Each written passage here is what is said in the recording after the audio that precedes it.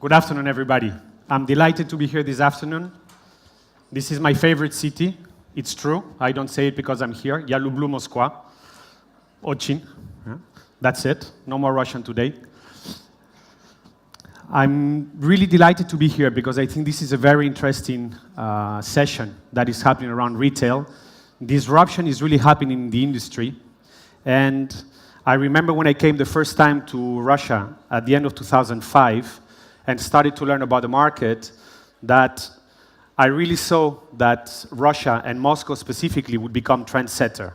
I was at fashion at the time, and the city was already showing its fast pace. I think today to be talking about the disruption in the industry and the new trends in retail and commercial real estate shows that Russia is leading the way, and I think it's fantastic to see that real estate in the country is probably thinking at the front end of the global industry.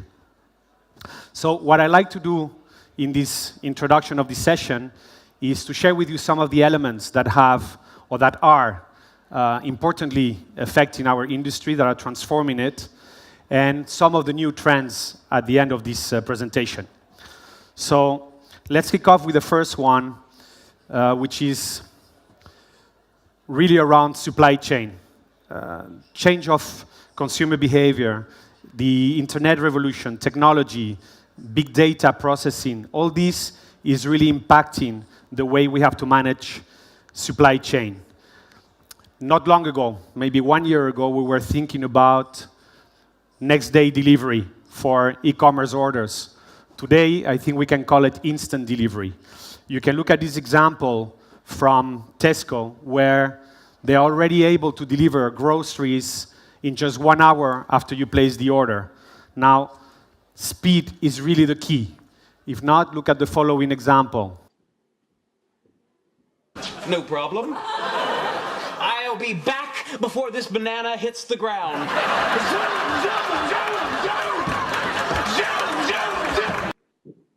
So a bit of a dramatic way to show that speed is really important. And I'll come back to it through the presentation. But consumers, they want it right here, right now. They want it convenient, and they want it at the speed they require. Let's look at the great example of Amazon. They've built that success on a fantastic supply chain. They have great logistics, focus on availability of product, and speed to consumer. This is really the two elements that are defining their success. To an extent that they're developing the technology to even integrate with the Internet of Things. This is an example of a dash button that enables you, when your washing powder is running off, to directly push and get Amazon to replenish it, so you don't have to worry about doing a list of shopping anymore. It just happens as it goes.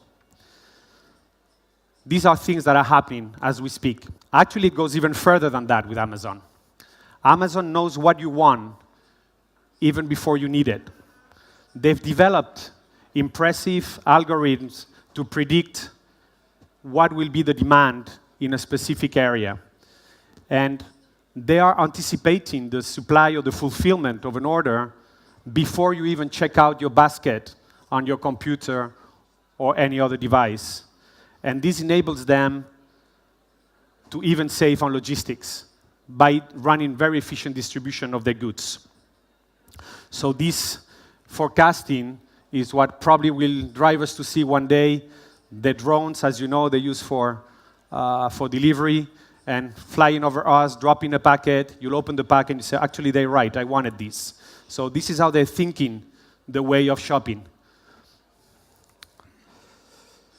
Another important element we have to discuss as an impact, importantly changing the landscape of retail, is the digitalization of stores. And that's basically taking offline and online and bringing its best elements together. So we create the best of both worlds. Let me give you a few examples of that. This is one of the initial ones, which is Kate Spade, the fashion brand. I'm sure you all know. This is a store that they opened in New York, and it's actually not really a store. It's a shopping window. They have a digital screen. They show some product. You can order directly from the screen and use this location for click and collect. Now, it's got amazing visibility. It looks like a store, but effectively is driving you to online. Another example, this is, let me introduce you to Paul. And Paul is not the guy with the microphone. He's actually the guy on wheels. And Paul is a robot used by MediaMarkt to enhance the consumer experience in store. This robot welcomes you when you enter the store, shows you the way to your favorite products, and is doing that work that really assists and changes the experience during your shopping journey around the store. In a short period of time, the robot proved very successful. They already had 7,000 interactions with consumers inside the store. So it's really fitting with what consumer is feeling in terms of need of information and support in the store. Another example of robot is the case of Louis. They call it the Louis bot, and it's a DIY chain that uses this robot with the same intention of supporting the customer during his journey, of giving information, offering a touch screen so the consumer can interact, ask about his favorite products, navigation in the store, but also it captures data live from the store about inventory, what's moving, what's trending, and generates data that can then be used for managing better your inventory and your layout in store and enhancing consumer offering. Another important trend, and we heard examples of Amazon opening physical stores. The first one was in Manhattan. This is the example of Mr. Speck, who is actually an optician retailer that is a pure click player and that decided to go offline. And the reason why is because they realize that some of the services around their product happen better physically. And they decided to bring those worlds together. Now they realized they didn't have much experience in managing customers physically. They were used to work it online.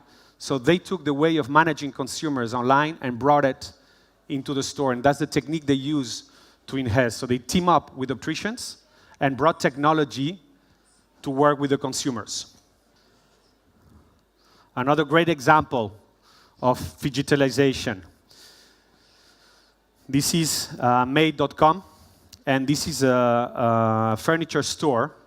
And basically the way it's built is like you would take the front page of a website, of a trading website, and put it physically in front of you. And so you are entering the website. And you can look at the product. There's some samples, but basically you see on one of those walls, very tiny, you see in the video, you can choose the different articles, see the different variations of each of the SKUs of each of the products they sell, put it together and see how it combines. Online, we are now used to capture data from social, visits, conversion, all the metrics that we use to gather intelligence from consumers and be able to respond better to the needs. The same is happening in stores through technology. What in the past we did through smart managers in store and staff that would transmit feedback to the main centers of decision, today technology enables to do that. And then here again, there's an example of MediaMarkt capturing data through technology in store and building a heat map that then enables them to better organize visual merchandising and product mix for each particular location. This is an example of beacons used at Macy's. The beacons are technology. Today, we already heard a lot about this technology, but it enables to connect the consumer with the data that we have from that consumer to instantly prompt offers, explanation about product when that person enters the store, and to give a more personalized offer to that consumer. And this transitions nicely into what is one of the keys today in consumer approach. It's personalized marketing. If we look at millennials and further Gen Z, they want offers to be tailored to them. They don't want generic offers. They are ready to sacrifice on privacy so that the offers are tailored properly for them. So they're more concerned about things that are thought through the taste, their needs, their mood, rather than trying to protect the data. Actually, to such an extent that, as you can see here in figures supporting the statement, more than 70% of them, if you don't tailor the offer, they actually get frustrated. Even further, we talked about Amazon predicting what you want. Target in the US knows that you're pregnant before you even know it. And this is supposedly a real case from Target. I don't know for sure about the example they use in the business case, but indeed, through understanding the consumer pattern of a specific woman who is buying product without strong scent, so try not to be bothered by strong perfumes, and different elements in her basket, they understood that that person was pregnant and started offering baby products. Now, to the extent that the father of that lady, who was a teenager, got slightly upset with Target and said, "Are you suggesting my daughter should get pregnant?" And they apologized to him, and later on, through a call, he actually said, "I'm the one who needs to apologize. Indeed, something had been going on at home, and something is coming." So be ready for that. You don't need to go to the pharmacy anymore and buy a test. You can go to Target. Experiential retail. It's fundamental. We keep on talking about lifestyle, experience. This is what really is driving consumer. This is what's connecting them to the brand. And what consumers want, and in important percentage, goes beyond buying an espresso machine and giving them a coffee in your store. What they want is to understand why you do things for them, not what you're doing for them. And the why is the important element here. And that's what needs to build the experience and what needs to drive to a culture of the brand rather than a product offering. Last but not least is seamless customer experience. This has been the journey in the last years, and is not very far out. We started at 2013, when already we know that we have to be cross-device to be in the trend, that later on, mobile becomes the first device. Then we talk about omni-channel, and a lot of people were talking about omni-channel without probably even really understanding the implications for the business, but that was the big word at the time. Today is seamless. And why is it seamless? Because the consumer wants to shop where he wants. He wants to start the journey on the phone, he wants to continue in store, go back to his computer, and at some point, he will decide to buy or to save on the basket. And that needs to be supported by the retailer in terms of technology and ability to translate those transactions into an easy action for the consumer. So complication has to be taken out of the equation. So for all of these, it drives us to obviously say that innovation is the key for companies today. And innovation is not always easy. It's easy to talk about innovations, but we probably all work and know very different types of companies. Some companies are very big, some companies are more conservative, and bringing innovation into it, changing the model is not an easy thing. And for this reason, many companies, and important ones as you see here, including ADG, by the way, have their own labs to develop and think about the future outside of the box and enable these separate units to really think the business 10 years from now, 5 years from now, to really anticipate the future. Now, if you don't see the logo of your company in some of these slides, I would recommend to talk to your board and say it's time to get on the business, because it is happening and this is fundamental. It's basically innovate or be left out of the business. This is the situation today. We cannot change what is happening in the market. This is what the consumer is dictating, and we have to respond to it. Let's touch on some new trends in retail. One of them, and I think it's an exciting one, is a futuristic one, is augmented reality and virtual reality. Let me give you an example. She did come. She's big. She needs a bit of time to warm up. So this is augmented reality. This is the experience that we can deliver now through technology in a specific environment. Now, this is very futuristic, but the reality is that consumers, they want this. They are ready to embrace it, and they're already demanding it. To the point that if there is augmented reality in their shopping experience, they are ready to visit with more willingness. They're more inclined to visit your store. Here's another example of augmented reality. We met Paul before. Here, you are meeting Paula. She's the wife of Paul. And like women in general, she's more sophisticated. She's flying. She's got plenty of information. She's virtual. This, again, in the same group, they did this augmented reality experience.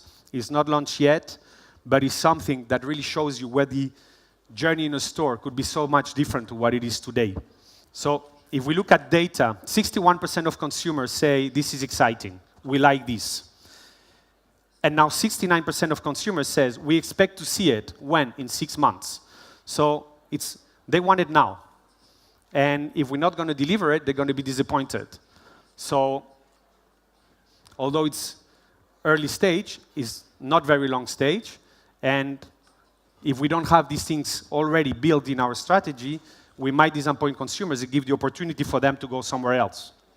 There's another example I'd like to show you. It's a quick video, and I love this one.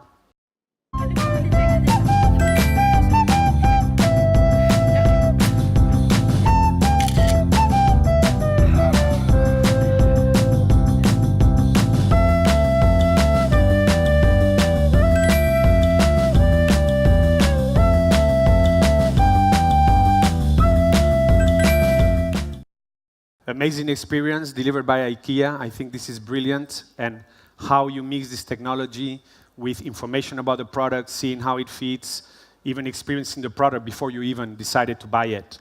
There's another important trend, and might be less popular for some of the conversations that go around it, which is artificial intelligence. And rather than defining it, let me give an example of what artificial intelligence means for retail.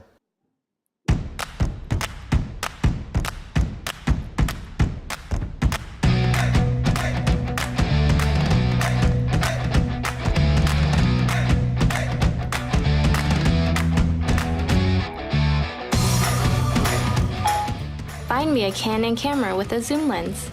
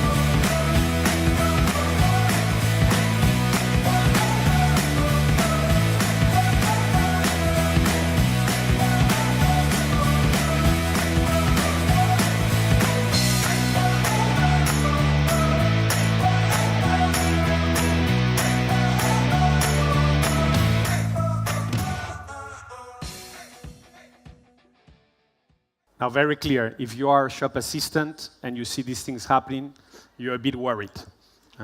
So for sure, these things are going to influence the way shop and assistant shopping is organized. Clearly, this is a trend that from a data validation point of view, we see part of it at least is going to be embraced through companies to enhance one of the parts of retailing. And we see it also as a huge market potential, forecasting more than 100 billion by 2025. So clearly one to bear in mind and to be aware about what's happening in that side of the industry. I kept an interesting one for the end, and some of you might recognize this. I don't know how many fans of Harry Potter we have in the room, but there's an element in trends that is not named too much, and to be honest, I'm sharing it with you, but I'm not sure what it means for the future of retail, and that is 3D printing. And I'll give an example on why I think this is really disruptive. This is an example of fashion through 3D printing.